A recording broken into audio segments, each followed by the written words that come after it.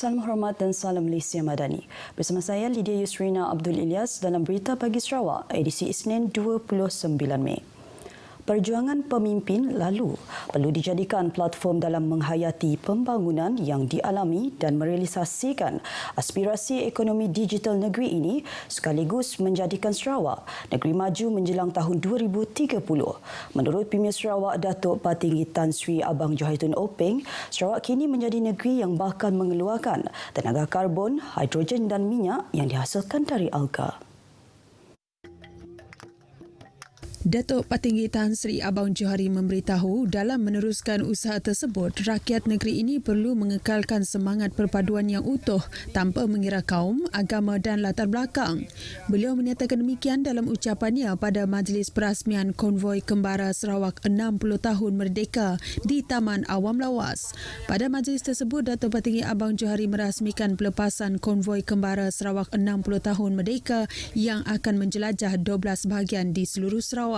Bertemakan Sarawak Maju Makmur, konvoi berkenaan akan menjadi acara utama antara 9 program berskala besar diatur bersempena sambutan perayaan 60 tahun kemerdekaan Sarawak. Kembara sejauh 3,516 km melibatkan kawasan utara hingga selatan Sarawak itu dimulai di bahagian Limbang hingga bahagian Kuching berlangsung selama 56 hari bermula hari ini hingga 22 Julai depan.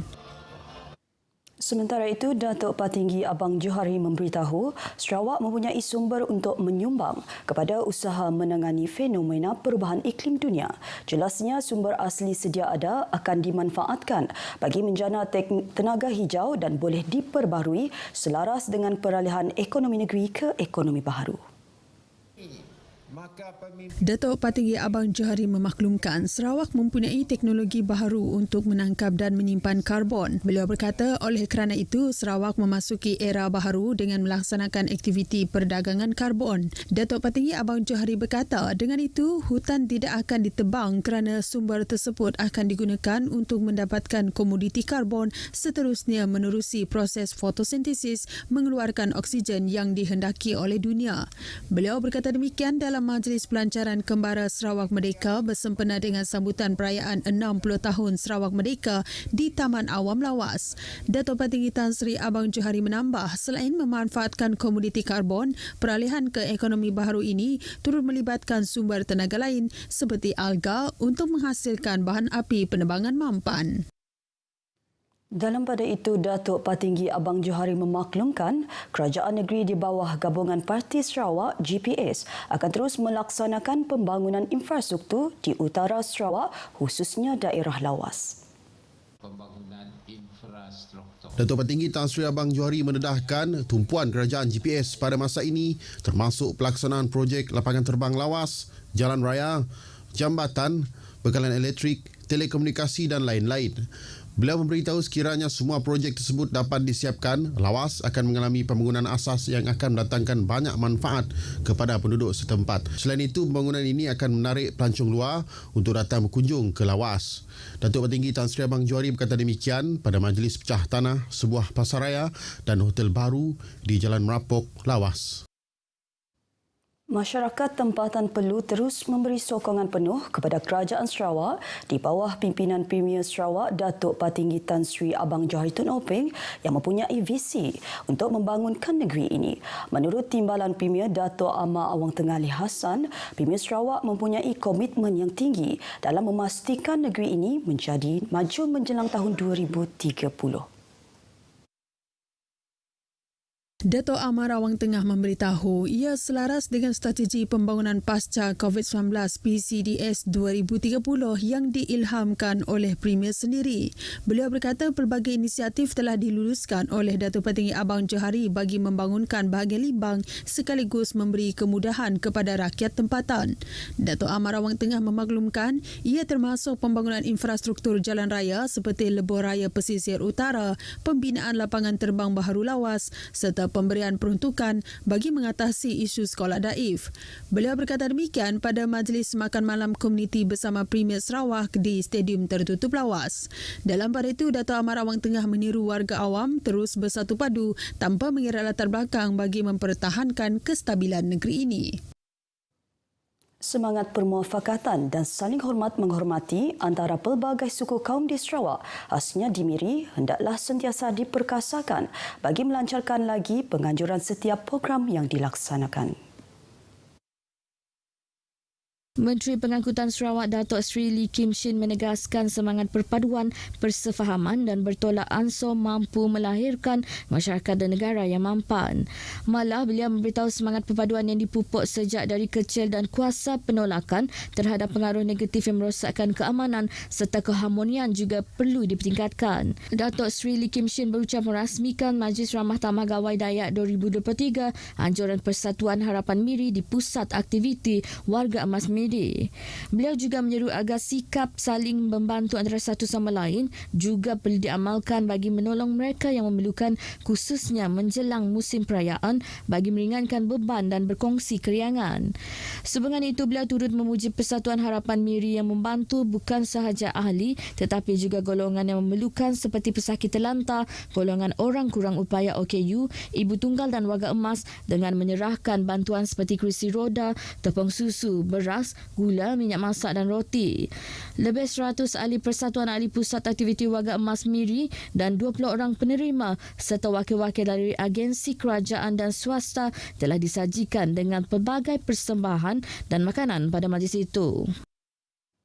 Kerajaan Sarawak terus mengambil pendekatan proaktif dalam mempromosi sektor pelancongan negeri ini. Timbalan Menteri Pelancongan Industri Kreatif dan Seni Persembahan, Datuk Snowden Lawan memberitahu ini terbukti dengan penyertaan negeri ini dalam International Incentive Travel Meeting and Event di Jerman baru-baru ini. Datuk Snowden berkata pembukaan pavilion atau gerai pelancongan Sarawak dalam pameran antarabangsa itu telah memberi indikasi kesungguhan kerajaan negeri dalam meletakkan sektor pelancongan Sarawak di peta dunia. Beliau mendedahkan sepanjang pameran tersebut diadakan, negara-negara Eropah tertarik dengan keunikan yang terdapat di Sarawak. Datuk Snowden berkata demikian pada Majlis Karnival Gawai Tematuk 2023 di Kampung Tematuk, Batu Kitang, Kuching. Program anjuran bersama Kampung Tematuk dan RTM Sarawak itu mempamerkan pelbagai persembahan kebudayaan masyarakat Bidayuh bersempena dengan sambutan Hari Gawai yang bakal tiba. Penduduk di kawasan Terbeduk digalak untuk meningkatkan hasil produk komoditi sesuai dengan usaha Sarawak menjadi net exporter atau pengeksport makanan bersih dalam industri makanan menjelang 2030. Ahli Dewan Undangan Negeri Adun Terbeduk, Dr. Simon Sinang Bada berkata ia juga bertepatan dengan perpindahan ibu kota negara Indonesia ke Kalimantan Timur yang berdekatan dengan kawasan Terbeduk. Makanan ini dan Terbeduk sebagai kawasan yang berdekatan dengan Indonesia, kita harus mengambil peluang keemasan ini untuk membuat ekspor. Bukan setakat kita mengimport saja, kita harus berusaha untuk meningkatkan produktiviti kita, hasil pertanian kita untuk diekspor ke luar negara. Dr. Simon memaklumkan kemajuan struktur jalan raya yang cukup baik di kedua-dua sempadan Tibet dengan Entikong Indonesia akan memudahkan penduduk untuk memasarkan produk hasil pertanian ke negara jiran. Beliau berkata demikian kepada RTM selepas Majlis Penangguhan Desa Fair Tibet dan Jualan Rakyat di Anjung Mutiara 2 di Tibet. Terdahulu semasa beliau berucap pada program tersebut, Dr. Simon memberi komitmen untuk membantu memperkasa golongan petani di kawasan tersebut dalam memperluaskan hasil pengeluaran pertanian dengan menggunakan kemudahan jentera dan kemahiran teknologi seperti internet kebendaan IoT. Beliau memberitahu ketika ini produk pertanian yang dikeluarkan hanya untuk kegunaan domestik sahaja dan belum mencapai skala yang besar untuk diekspor. Dr. Simon menambah program Desa Fair Tibet yang memasuki edisi kedua tahun ini telah mendapat sambutan yang amat positif. Justru ia akan dijadikan sebagai acara tahunan. Majlis Pembandaran Sibu MPS akan bekerjasama dengan Universiti Teknologi Sarawak UTS dalam memerangi krisis tapak pelupusan sampah yang semakin meruncing di Bandar Sibu. Pengurusinya Clarence Ting berkata tapak pelupusan sampah di Sibu yang kini sudah berada di fasa kedua telah penuh lebih cepat dari jangkaan. Clarence memaklumkan keadaan ini jelas menunjukkan jumlah sampah yang dihasilkan di bandar ini sangat banyak. Beliau menambah tapak pelupusan sampah yang sepatutnya bertahan selama beberapa tahun kini hampir penuh. Clarence juga menyatakan hasratnya untuk mengurangkan perkhidmatan membuang sampah di Sibu yang kini beroperasi 3 kali seminggu kepada 2 hari seminggu. Beliau berkata demikian semasa kunjungan hormat Majlis Pelajar UTS kepada MPS. Dalam pada itu, Clarence berharap UTS dapat memainkan peranan yang lebih aktif dalam bekerjasama dengan MPS dengan menganjurkan seminar dan menjemput pakar untuk membincangkan amalan pelupusan sampah yang mampan, pengurusan sisa dan pemeliharaan alam sekitar. Seorang pemilik sebuah syarikat swasta kerugian sebanyak RM320,000 selepas disyaki diperdaya sindiket tawaran barangan murah. Ketua Polis Daerah Miri ACP Alexon Nagacabu berkata pihaknya menerima laporan polis daripada mangsa yang berusia 49 tahun berhubung kes penipuan tersebut pada Jumaat lepas. ACP Alexon memaklumkan mangsa telah berhubung dengan individu yang mengaku kenalan lamanya melalui aplikasi WhatsApp mengenai tawaran jualan barangan murah seperti minuman keras dan rokok yang telah dibayar cukai namun tarikh barangan tersebut telah hampir tamat tempoh.